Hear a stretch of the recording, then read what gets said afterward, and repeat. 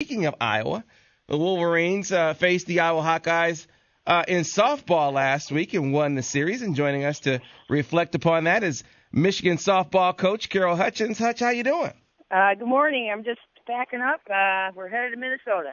Yeah, very. It's going to be an interesting and exciting series, folks. Remember the Big Ten tournament last year, so anxious to get another piece of the Gophers, coach. But let's talk about Iowa. And boy, we thought when we talked about Megan Betza against Ohio State and the big strikeout number she put up against them, we were in awe of that. But then she came back in that doubleheader on Saturday and struck out 20 batters. Coach, she was on fire that day.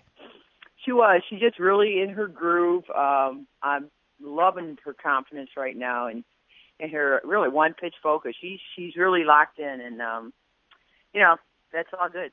Yeah, for folks that missed it, so 20 strikeouts over the two games. She came in the second game in relief, but she registered 16 strikeouts in the opener, Coach. Just a dominant, stifling performance from her. The key to her change, Coach, I'm curious.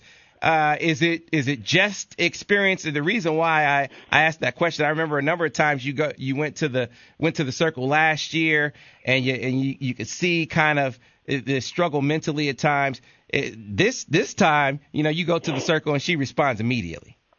Well, it is mental. It's a matter of first of all, she certainly has a little better control of all of her pitches. Her eyes ball, she's able to place a little better. She's able to elevate it when we need it.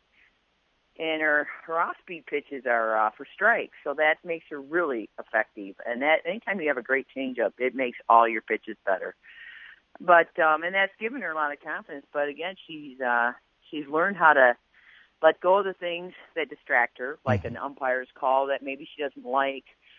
Kid, when they get a hit off her, if she gave up an opening inning home run to Ohio State, it didn't faze her. And last year that would have begun to spiral down. And the ability to just stay in your moment and focus on what you're doing at the moment and not get ahead of yourself and not live in the past. She is really matured more than anything. I think maturity is the right word. Yeah, and the sequence that I'm talking about, early in the second, put two runners in scoring position, and a meeting in the circle, and she came out and struck out back-to-back batters to end the inning. And that's that mental sort of focus that you're talking about, Coach, that where she really seems to be dialed in. Speaking of dialed in, we talked about a number of players this year, Coach. Kelly Christner, hit streak and she's another one that's on fire. It seems like she steps up to the plate and hits a home run of some sort because she had an inside the Parker that came over the weekend as well. Well, that inside the park home run, it was towering and it was windy and that ball hung in the air. And before the ball came down to the ground, which the outfielder just could not get to it, she was already rounding second base. I mean, you got to understand, too, that she's a heck of an athlete. She is our best athlete on the team. She's got speed. She's got power. She has a gun for an arm.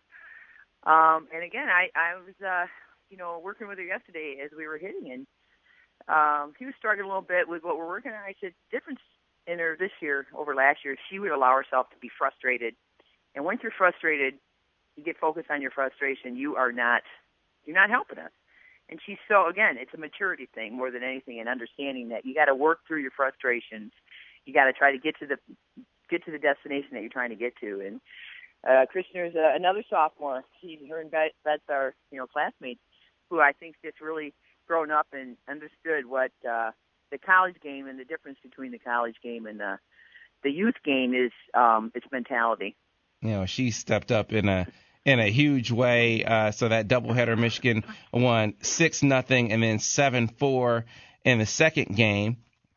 And then, so, Coach, you come back in the finale, and that was one where you get out early, but were unable to hold on. Iowa wins that game 6-4. Now, Christner came up big for you again in that game with another home run, but the bats kind of got quiet after that early surge. The snow, too. The snow and the snow. Yeah, all that stuff came back, and it was cold.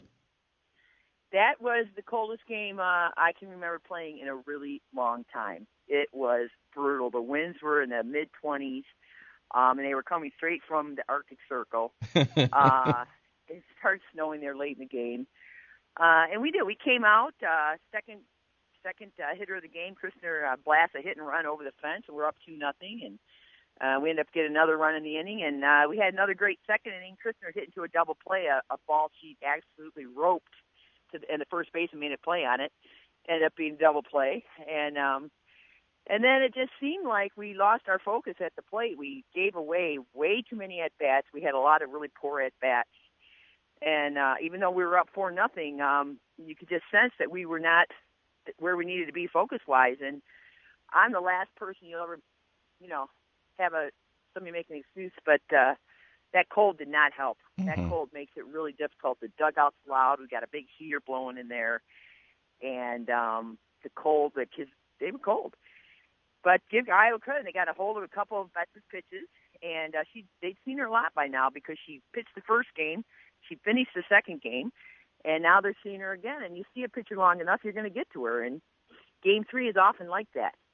So I thought she did a nice job. But we took her out and put Haley in, and Haley did not hold it. And that was unfortunate, and we just weren't able to keep up. But I really blamed our lack of focus at the plate for most of the day, because after the third inning, we weren't really a factor. And I tell you what, I mean, for it not to be, a game that she finished, she still struck out. Talking about Betsa, she struck out 15 batters in that game. So they had seen her a lot, Coach, but they were still swinging through some pitches there. They were swinging and swinging. They just happened to get a hold of a couple of them. And again, all credit to Betsa. She did her part. And we ask you to just do your part, and I don't think the rest of us did our part.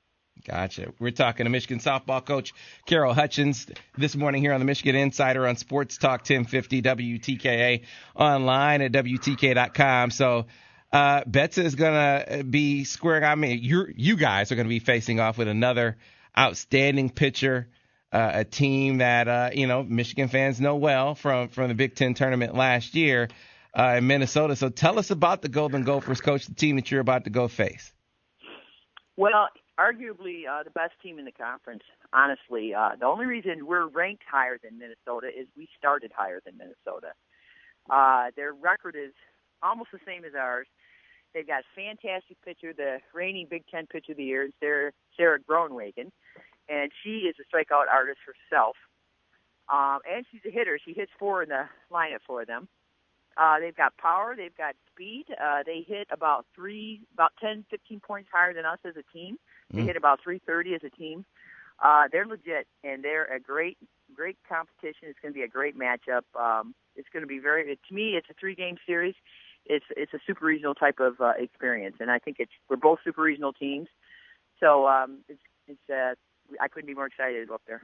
Well, folks, you'll be able to catch the action, and it's going to be an exciting environment and exciting softball. You can catch it on the Big Ten Network, 6 p.m. Central, so 7 Eastern on I think it's BTN Plus the first night, but on Saturday and Sunday on the Big Ten Network, 2 p.m. Eastern on Saturday and 1 p.m. Eastern on Sunday. So it should be a lot of fun, and anxious to see you guys in action, Coach, and anxious to get out there for the Softball Academy. Again, folks are still talking about it, still getting messages asking, hey, how do you get signed up? So, Coach, are there still openings for the Softball Academy? Yeah. If so, how can people get signed up?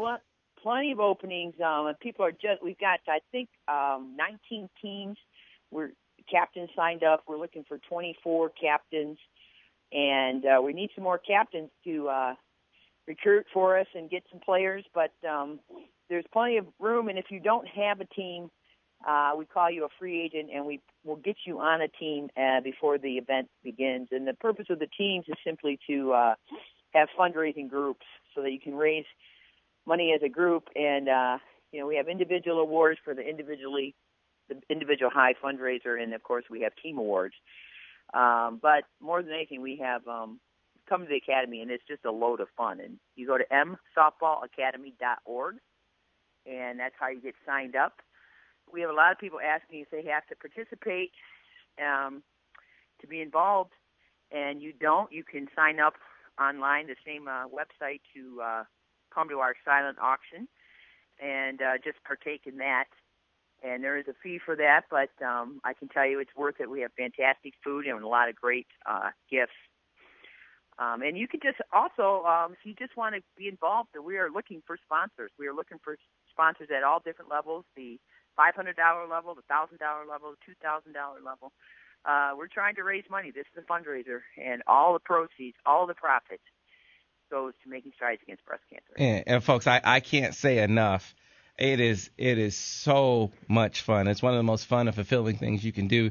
The engagement, with the student athletes is tremendous, and the coaching staff, Hutch and their staff, are unbelievable. And the camaraderie and kinship outside of the competition, it is just a lot of friendly banter back and forth all day long on the field, and then of course into the silent auction and dinner afterward. It is just a boatload of fun. I encourage you, msoftballacademy.org. And I'm encouraging you to get in there. At the same time, I'm telling you we're going to win. We're going to come out on top. The people keep chuckling. I'm trying to welcome people in at the same time. Let them know what they're signing up for. They're signing up to have some fun, to raise some money for a great cause, and to see the Michigan Insider team accept victory. So, Coach, we're looking forward to it. Well, as I say, the game's not over until the last pitch is thrown. So I highly encourage some of the fans out there to take you on.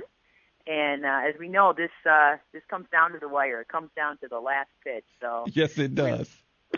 We're definitely looking forward to having everybody come out, and couldn't encourage people more.